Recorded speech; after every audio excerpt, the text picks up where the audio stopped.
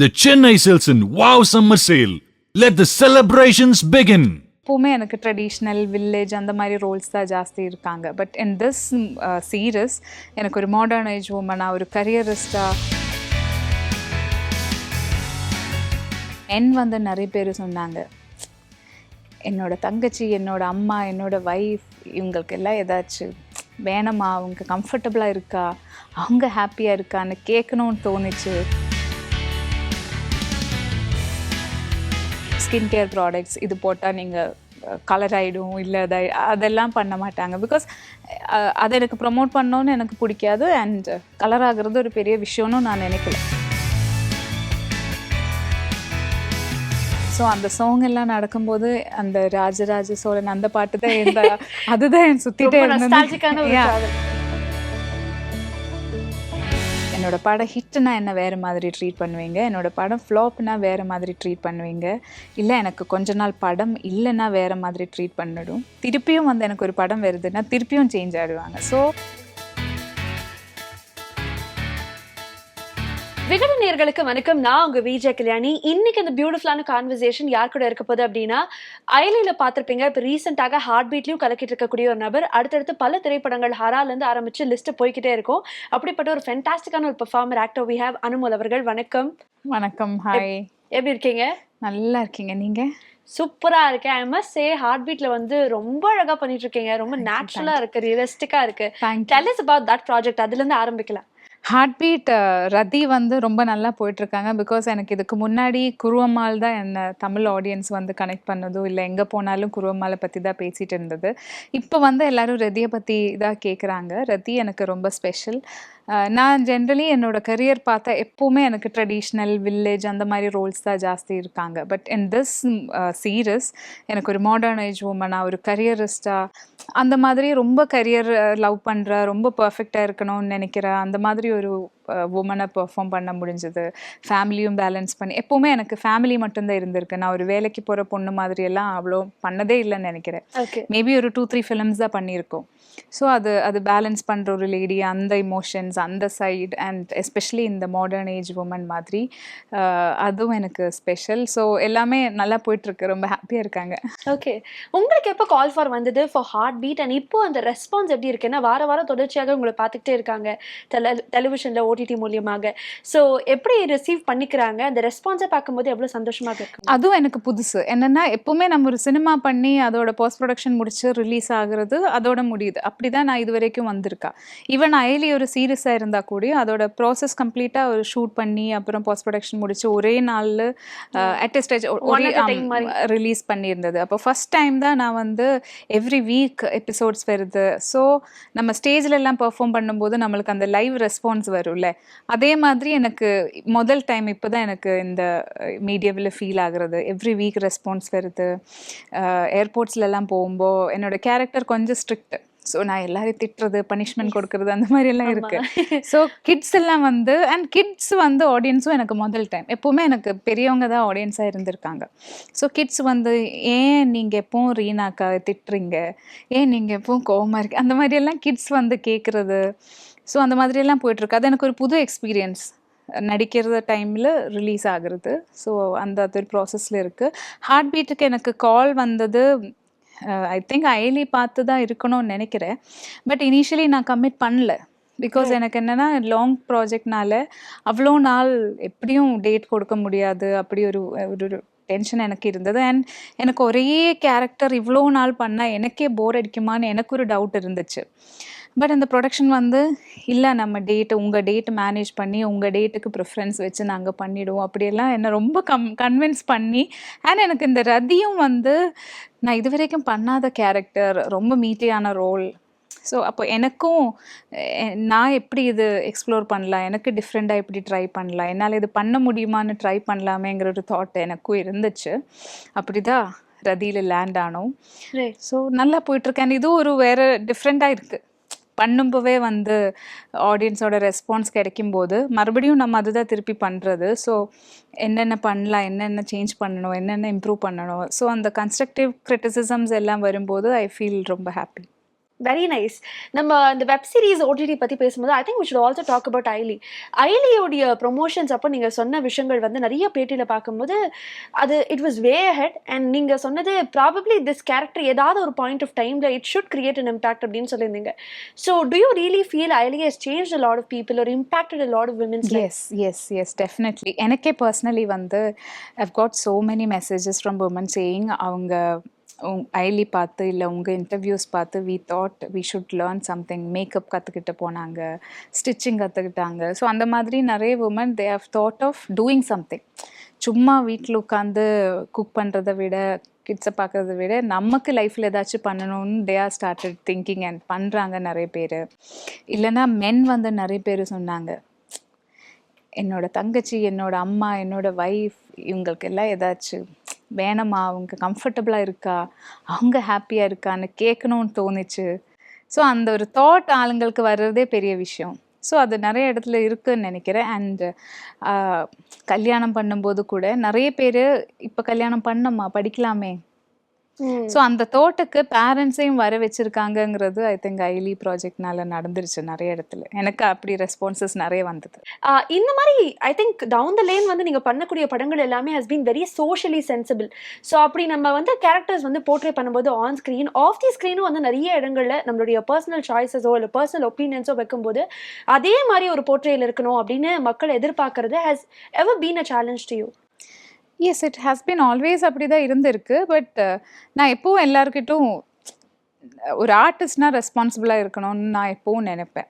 Not only artist, நம்ம as a human பீயிங்காகவும் நம்மளுக்கு நிறைய ரெஸ்பான்சிபிலிட்டிஸ் இருக்குது. நம்ம எது ப்ரிசர்வ் பண்ணணும், எது நெக்ஸ்ட் ஜென்ரேஷனுக்கு பாஸ் ஆன் பண்ணணும், நம்ம என்ன தாட் ஆளுங்களுக்கு இன்ஜெக்ட் பண்ணணும்னு ஆஸ் அ ஹியூமன் பீயிங் எல்லாரும் யோசிக்க வேண்டிய விஷயம்னு நான் எப்போவும் அது ஆஸ் அன் ஆர்டிஸ்ட் மட்டும் இல்லை, ஹியூமன் பீயிங்காகவே எனக்குள்ளே இருக்குது. பட் அது ஒரு ஆர்டிஸ்ட் ஆகும்போது I think we should be like more responsible. என்னென்னா நம்மளை நிறைய பேர் கேட்குறாங்க, நிறைய பேர் நம்ம சொல்கிறது கேட்குற மாதிரி கொஞ்சம் ஆளுங்க இருக்காங்க. ஸோ அதனால நம்ம கொஞ்சம் மோர் ரெஸ்பான்சிபிளாக இருக்கணும்னு நான் பர்சனலி அது always I take care that. But ஒரு சில விஷயங்களை வந்து இப்போ இந்த மீடியாவில் வந்து ஏதாச்சும் இஷ்யூ நடக்கும்போது நீங்கள் அதுக்கு ரெஸ்பாண்ட் பண்ணாங்களே, இதுக்கு ஏன் ரெஸ்பாண்ட் பண்ணல, அந்த மாதிரி எல்லாம் கேட்கும்போது அது நம்மளுக்கு ரெஸ்பாண்ட் பண்ணணும்னு தோணுன விஷயங்கள் தான் நம்ம ரெஸ்பாண்ட் பண்ணணும். இந்த விஷயம் நான் ரெஸ்பாண்ட் பண்ணதுனால நீங்கள் எக்ஸ்பெக்ட் பண்ணாதுங்க எல்லா விஷயமே நான் பண்ணணுங்கிறது. ஸோ அந்த மாதிரி எனக்கு அந்த கான்ஃப்ளிக்ட் இருந்திருக்கு. Okay, this is going to be a personal question to you. முன்னாடி வந்து ஆர்டிஸ்ட் அப்படின்னு எடுத்துக்கிட்டா படங்கள் பண்ணுறாங்க, அந்த படங்கள் மூலியமாக வரக்கூடிய இம்பாக்ட் இல்லை ரீச் அதை வச்சு அடுத்தடுத்த ப்ராஜெக்ட்ஸ் இந்த மாதிரி இருந்தது. பட் இப்போ this always a social pressure is what I believe. நம்ம ஒரு படம் பண்ணால் கூட நம்ம சோஷியல் மீடியாவில் எவ்வளோ ஆக்டிவாக இருக்கும், இல்லை அதில் எந்த மாதிரி கான்டென்ட்ஸ் கொடுக்குறோம் அப்படிங்கிறத மக்கள் ரொம்ப விரும்பி பார்க்குறாங்க. ஹேஸ் எவர் பீன் அந்த மாதிரி ஒரு ப்ரெஷர் உங்களுக்கு இருக்கா? நோ, எனக்கு எப்போவுமே வந்து நான் பண்ணுற சினிமா அது வேறு, சோஷியல் மீடியா வேறு, animal is a different person. So எல்லாமே மிக்ஸ் பண்ணுறதுக்கு எனக்கு அவ்வளோ இன்ட்ரெஸ்ட் இல்லை ஆக்சுவலி. நீங்கள் என்னோடய சினிமா பாருங்கள், அது பிடிச்சிச்சா இல்லையா. நான் இப்போ சினிமாவில் இருக்கிற மாதிரி இருக்காது என்னோடய ரியல் லைஃப்பில். அது டோட்டலி டிஃப்ரெண்ட் ஒரு லைஃப் எனக்கு வேறு இருக்குது. அண்ட் சோஷியல் மீடியாவில் வந்து மேபி ஒரு சில டைமில் ஏதாச்சும் பிராண்ட் கொலாபரேஷன் இருக்கும், ஒரு சில டைமில் நான் என்னோடய பர்சனல் திங்ஸ், அது என்னோட இஷ்டம். இப்போது எனக்கு பர்சனலாக ஷேர் பண்ணோன்னா நான் ஷேர் பண்ணும், ஒரு சில விஷயங்கள் எனக்கு ஷேர் பண்ண வேண்டான்னா எனக்கு வேண்டாம். ஸோ அதுவும் வேறு தனியாக, இதெல்லாமே நீங்கள் கனெக்ட் பண்ண வேண்டாதான் நான் சொல்லுவேன். அண்ட் பட் பிராண்ட் கொலாபரேஷன் அதெல்லாம் பண்ணும்போது அது என்னோட எத்திக்ஸ் பார்த்து நான், அது என்னோட சாய்ஸ். இப்போ நான் வந்து சாப்பிட்ற திங்ஸ் அது பண்ணுறது இல்லை அவ்வளோ, இல்லைன்னா இந்த ஸ்கின் கேர் ப்ராடக்ட்ஸ் இது போட்டால் நீங்கள் கலர் ஆகிடும், இல்லை அதெல்லாம் பண்ண மாட்டாங்க. பிகாஸ் அதை எனக்கு ப்ரொமோட் பண்ணோன்னு எனக்கு பிடிக்காது. அண்ட் கலர் ஆகிறது ஒரு பெரிய விஷயம்னு நான் நினைக்கல. ஸோ அதனால அந்த மாதிரி கொஞ்சம் எத்திக்ஸ் எனக்கு நான் பர்சனலி வச்சுருக்கிறத விட எனக்கு பிடிச்சது தான் நான் அங்கே பண்ணுறது, அது வேறு எதுவும் கனெக்டட் கிடையாது. That's a very nice thought. ஏன்னா you get money out of the promotionsங்கிறது secondary, you have your own etiquette which is very very nice as a human being. Yes, I also wanted to ask you about this film Hara.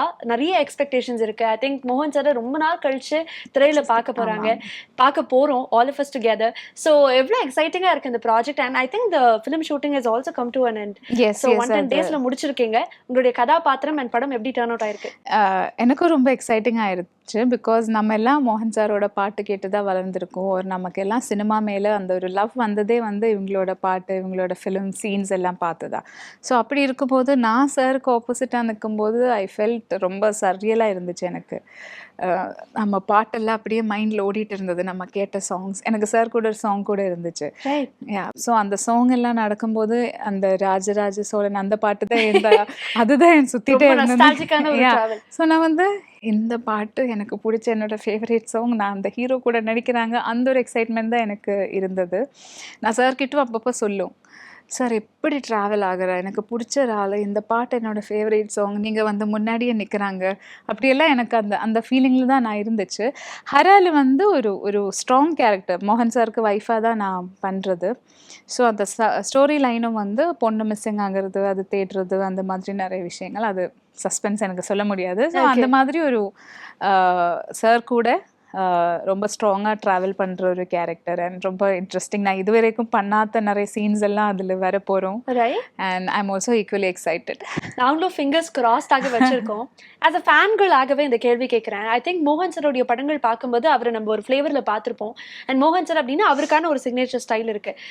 Way down இப்போ வந்து பல வருஷங்கள் ஆயிடுச்சு, ரொம்ப ஒரு பெரிய break அப்புறம் திருப்பியும் திரையில வராரு.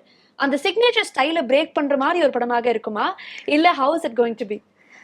ஐயோ, எப்படி ஆன்சர் சொல்றது? இது ஒரு ஃபேன்களாக கேட்கிறேன், because you have also watched his filmsல. டைரக்டர் சார் இது நான் சொல்லாமா சொல்லக்கூடாதான்னு தெரியாது. ஐ திங்க் நீங்க டிஃப்ரெண்ட் ஒரு மோகன் சாரை தான் பார்க்க போறோம்னு நினைக்கிறேன். பார்த்துருவாங்கன்னு நினைக்கிறேன் இந்த படத்துல.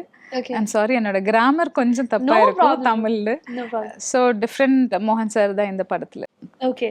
ஸோ நீங்க வந்து சினிமாவில் அவருடைய படங்கள்லாம் பார்த்துட்டு அதுக்கப்புறம் அவரோட நடிக்கும்போது நிறைய விஷயங்கள் வியப்பாக இருந்திருக்கும், நிறைய விஷயங்கள் அவர்கிட்ட இருந்து கத்திருப்பீங்க, இல்லை அவர் பண்ணக்கூடிய விஷயங்கள் பார்க்கும்போது ரொம்ப ஆச்சரியமாக இருந்திருக்கும். அந்த மாதிரி நீங்க whatever you have taken as a takeaway from him? I think நம்ம நிறைய ஆக்டர்ஸ், எஸ்பெஷலி இந்த சீனியர் ஆக்டர்ஸ், அந்த காலத்தில் இருந்த ஆக்டர்ஸ் கிட்ட எல்லாம் இருக்கிற ஒரு குவாலிட்டி அது மோகன் சாருக்கும் ரொம்ப இருந்துச்சு. என்னென்னா தே ஆர் ஸோ கிரவுண்டட், ரொம்ப ரொம்ப டவுன் டு அர்த்தாக இருப்பாங்க. அண்ட் இப்போ நம்மெல்லாம் வந்து ஒரு இடத்துக்கு போகும்போது, ஷூட் எல்லாம் இருக்கும்போது எப்படி நம்மளை ட்ரீட் பண்ணுறாங்க, எப்படி ரூம் இருக்காங்க, எப்படி கேரவன் இருக்காங்க, எது இருக்காங்க, ஸோ அதெல்லாம் நம்மளுக்கு ப்ரொவைட் பண்ணிடுவாங்க. பட் எனக்கு தெரிஞ்சதை வச்சு சார் வந்து கம்ஃபர்டபுளாக இருக்காங்க, மக்கள் கூட இருக்கிறதுல கம்ஃபர்டபுளாக இருக்காங்க.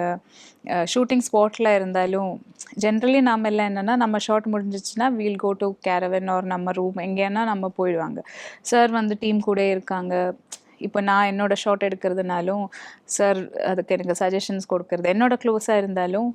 ஸோ அந்த மாதிரி ஐ திங்க் அந்த காலத்தில் இருந்த எல்லா ஆக்டர்ஸுக்கும் இருக்கிற எல்லா குவாலிட்டிஸும் சாருக்கு இருக்குது. அண்ட் எஸ்பெஷலி மோகன் சார் வந்து இன்னும் ஐ திங்க் கொஞ்சம் ஜாஸ்தி இருக்காங்க. அந்த மக்கள் ஈவன் அங்கே இருக்கிற நம்ம ஷூட்டிங் சுற்றி இருக்கிற எல்லா வீட்டிலும் ஆளுங்க வந்து எஸ்பெஷலி உமன் வந்து ரொம்ப ஃபேன்ஸாக இருக்குது. அவங்களோட எக்ஸைட்மெண்ட், அவங்க வந்து பேசுகிறது, அவங்க அப்படியே அதை நான் பார்த்துட்டே இருந்தது செட்டில் ஃபுல்லாக. எங்கே ட்ராவல் பண்ணாலும் எந்த லொக்கேஷனில் போனாலும் உமன் ஆடியன்ஸ் நிறைய வந்துடுவாங்க, மோகன் சார்னு சொல்லிட்டு. சார் வந்து நல்லா சிரித்து என்ஜாய் பண்ணி பேசிட்டு இருப்பாங்க எல்லாருக்கிட்டும். Right. Let's also talk about you.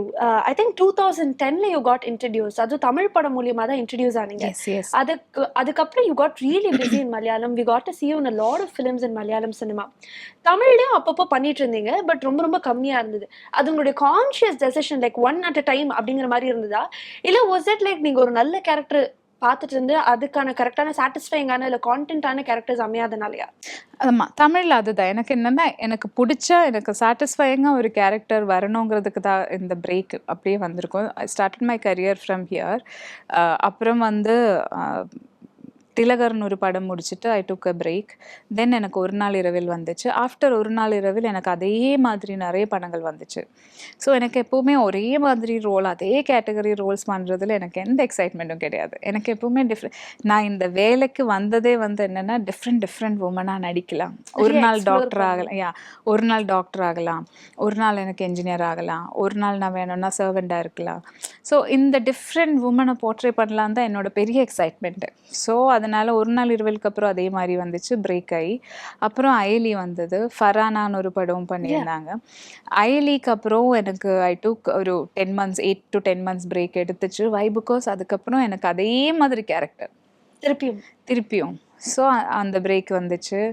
அது ஐ திங்க் எப்போவுமே சினிமா டீம் வந்து நம்மளை யோசிக்கும் போது முன்னாடி கேரக்டர் வச்சு தான் யோசிக்கிறாங்கன்னு நினைக்கிறேன். ஓகே. அது பிரேக் பண்ணுற கொஞ்சம் டைரக்டர்ஸ் தான் இருக்குது. இப்போ மலையாளத்தில் பார்த்தாலும் எனக்கு எப்போவுமே முண்டு ப்ளவுஸு ஒரு காட்டன் கேரளா ட்ரெடிஷ்னல் காஸ்டியூம் இல்லைன்னா காட்டன் சாரிலே பண்ணிட்டு இருக்கும்போது விகேபின்னு ஒரு டைரக்டர் கால் பண்ணி தான் எனக்கு ஒரு ஃபேஷன் ஃபோட்டோகிராஃபராக பைக் ஓடிக்கிறது, சிகரெட் பிடி அந்த மாதிரி ஒரு கேரக்டர் கொடுத்தது.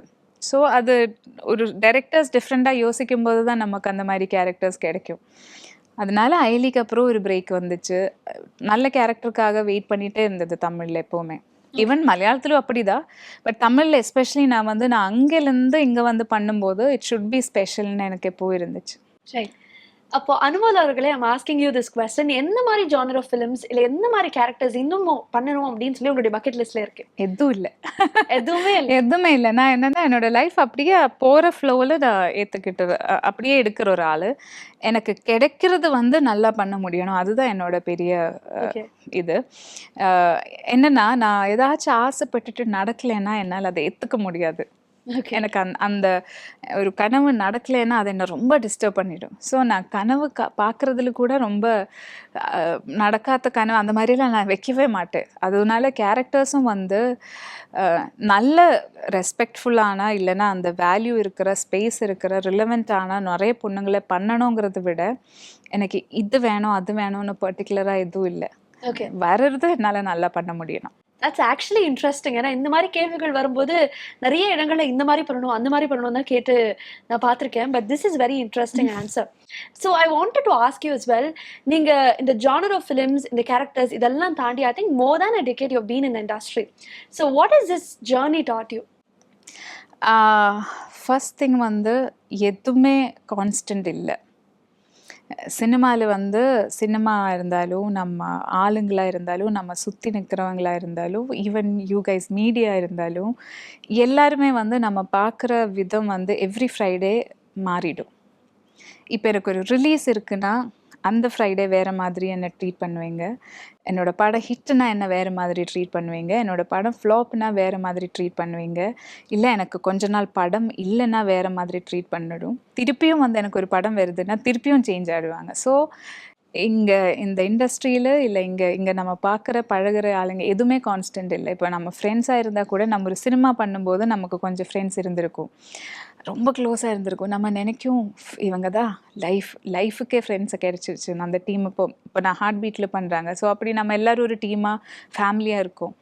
ஆனால் இன்னொரு செட்டுக்கு போகும்போது நமக்கு இன்னொரு ஃபேமிலி, இன்னொரு ஃப்ரெண்ட்ஸ், அப்போது இங்கேருந்து கம்மியாகி வரும், இங்கே க்ளோஸ் ஆகி வரும். ஸோ அந்த ட்ராவலில் ஐ திங்க் அது மாறிட்டே இருக்கும். எதுவும் கான்ஸ்டன்ட் இல்லைங்கிறது தான் நான் கற்றுக்கிட்ட ஒரு பெரிய விஷயம்னு நினைக்கிறேன். யா. Alright. I think இன்னொரு ரிலீஸும் உங்களுக்காக காத்துட்டு இருக்குன்னு நினைக்கிறேன். So which is in Malayalam again. Malayalam. So let's also talk about that. So அந்த படம் எப்படி அமைஞ்சது அண்ட் அந்த படத்தில் உங்களை எந்த மாதிரி கதாபாத்திரத்தில் எதிர்பார்க்கலாம்? அந்த படம் எப்படின்னா, நான் கிங் ஆஃப் கொத்தான் ஒரு மலையாள படத்தோட ஷூட் காரைக்குடியில் நடந்துட்டு இருந்தது. ஸோ கேரளாலேருந்து அந்த படத்தோட கதை சொல்கிறதுக்கு அங்கே வந்தேன். நான் விரும்பவே அவர்கிட்ட சொன்னாங்க, இவ்வளோ தூரம் நீங்கள் எதுக்கு வர்றீங்க, நான் ஒரு 4 days முடிச்சு கேரளா வந்துடும். இல்லை இல்லை எங்களுக்கு கமிட் பண்ணணும், சீக்கிரம் டிசைட் பண்ணணும், டைம் இல்லை அது இதுன்னு சொல்லிட்டு அவர் 12-13 hours காரில் ட்ராவல் பண்ணி கதை சொன்னது. அப்போவே நான் ஐயோ நான் பண்ண மாட்டேங்களே, எதுக்கு வராங்க அப்படி தான் நினச்சிட்டு இருந்தோம். கதை படித்து கதை சொன்ன அந்த டைரக்டர் பேசினப்போ I felt there is something in this, கொஞ்சம் இன்ட்ரெஸ்டிங்காக இருக்குது. அண்ட் இந்த டீமும் அவ்வளோ பேஷனேட்டாக இருக்காங்க. இல்லைன்னா 13 hours எல்லாம் ட்ராவல் பண்ணி திருப்பியும் அவங்களுக்கு அப்படி போகணும். ஸோ அவ்வளோ பேஷனேட்டாக அவ்வளோ ஒரு ஃபயர் இருக்காங்க. அண்ட் அந்த சப்ஜெக்டும் கொஞ்சம் டிஃப்ரெண்ட்டாக இருக்காங்க. எப்படியும் ஒரு த்ரில்லர் தான், பட் அது கொஞ்சம் ஒரு போலீஸ் இன்வெஸ்டிகேஷன் த்ரில்லர்னு சொல்லும்போது நம்ம எப்போவும் என்ன ஃபைட்டு அது இது சேஸ் அதெல்லாம் யோசிப்பாங்கல்ல, அப்படியெல்லாம் இல்லை. இது ஒரு மைண்ட் கேமில் அப்படியே கண்டுபிடிக்கிறாங்க.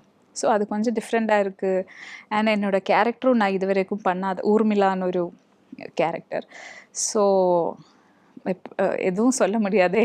என்னன்னா ஒரு எப்பவுமே இந்த த்ரில்லர்னா தெரியும்ல, மர்டரான ஒருத்தர் இருப்பாங்க, விக்டிம் எதுவும் ஆமா எதுவும் சொல்ல முடியாது, இன்வெஸ்டிகேட் பண்ற ஒருத்தர் இருக்காங்க. ஸோ அதுல ஒரு மேஜர் பார்ட் அதிலோட. ஸோ அந்த என்னோட கோஆக்டர் கலாபவன் ஷாஜான் சார் தான் அதில் ஹீரோவாக பண்ணுறாங்க. சார் எப்பவும் சொல்லும், அனுமோலை இவங்க வேற அந்த கேரக்டருக்கு வேற எந்த ஆப்ஷன் கேட்டாலும் அனுமோல், இல்ல அனிமோல் இல்லைன்னா இல்ல அனிமோலே தான் சொல்லிட்டே இருந்தது டீம். அப்படி என்னை பார்த்து வந்து கமிட் பண்ண ஒரு ப்ராஜெக்ட் அது. சிஐடி ராமச்சந்திரன் ரிட்டையர்ட் எஸ்ஐன்னா படத்தோட பேரு. சொல்லுங்க. CID Ramachandran retired SA. ஓ ஏன்னா அவ்வளோ பெரிய டைட்டில் எல்லாரும் எப்போ அது கன்ஃபியூசிங்கான்னு சொல்லும். ஸோ அது 17th ரிலீஸ். அது எனக்கு கொஞ்சம் எக்ஸ்பெக்டேஷன் இருக்கிற படம். I think not only this film, அடுத்தடுத்து உங்களுடைய பட வரிசைகளும் கொஞ்சம் இன்ட்ரெஸ்டிங்காக இருக்கு அப்படின்னு சொல்லி நாங்கள் கேள்விப்பட்டோம். So tell us about that that you have in the future. இல்லை இனிமே ஒன்று தமிழில் ஒன்று பண்ணுறதுக்கு இருக்குது. But they haven't announced it. மலையாளத்தில் வந்து ஒரு அந்வேஷணத்தின் தொடக்கம்னு ஒரு எகெயின் ஒரு மிஸ்ட்ரி த்ரில்லர் பண்ணிட்டு இருக்கோம். என்ன தெரியாது, இப்போ வந்து கடைசியாக வந்து ஒரு 2-3 ஃபிலிம்ஸ் எல்லாமே வந்து கொஞ்சம் த்ரில்லராக இருக்காங்க. அண்ட் நான் வந்து கொஞ்சம் த்ரில்லர் ஃபிலிம்ஸ் பார்க்க பயம் இருக்கிற ஆள். எனக்கு அந்த ஸ்ட்ரெஸ் டென்ஷன், நான் ரொம்ப சினிமா பார்க்கும்போது நான் ரொம்ப அழுகிறது இல்லை ரொம்ப இமோஷனல் ஆகுறது எல்லாம் நடக்கும். ஸோ த்ரில்லர் வரும்போது அப்படியே என்னோட ஹார்ட் இடிச்சுட்டே இருக்கும். ஸோ நான் அவ்வளோ பார்க்க மாட்டாங்க. இப்போ கடைசியாக இருக்கிற 3-4 ஃபிலிம்ஸ் எல்லாமே த்ரில்லர் மாதிரி. ஸோ இன்னொரு த்ரில்லர் ஃபிலிம் பண்ணிகிட்ருக்கு எம்ஏ நிஷான்னு ஒரு டைரக்டரோட. அண்ட் ரொம்ப இன்ட்ரெஸ்டிங் ஃபேக்டர் என்னென்னா, மலையாளத்தில் எனக்கு தெரிஞ்ச ஓரளவுக்கு எல்லா ஆக்டர்ஸும் அந்த படத்தில் இருக்காங்க. Every characters is played by well known actors. So செட்டில் போனாலே ரொம்ப எல்லாருமே எங்கே பார்த்தாலும் ஸ்டார்ஸ் தான் இருக்காங்க அந்த செட்டில். Absolutely amazing. I think it was a great conversation. I had a nice time talking to you. நிறைய விஷயங்கள் பேசுனீங்க. நிறைய இடங்கள்ல உங்களுடைய கான்வர்சேஷன்ஸ் இல்லை நீங்கள் பேசக்கூடிய விஷயங்கள்லாம் பயங்கர போல்டாக இருந்திருக்கு, ரொம்ப நேர்த்தியாக ஸ்ட்ரைட்டாக இருந்திருக்கு. So that's what I really like about you. So I had a great time. Even same year. Thank you. ரொம்ப நல்லா இருந்தது. அண்ட் யூஎஸ் ரொம்ப க்யூரியஸாக கேட்டுட்டு இருந்தது. அப்படி ஒருத்தர் முன்னாடி இருக்கும்போது பேசுறதுக்கும் ரொம்ப இன்ட்ரெஸ்டிங்காக இருக்கும். Thank you so much. Thank you so much. Thank you. The Chennai Silks in Wow Summer Sale. Let the celebrations begin.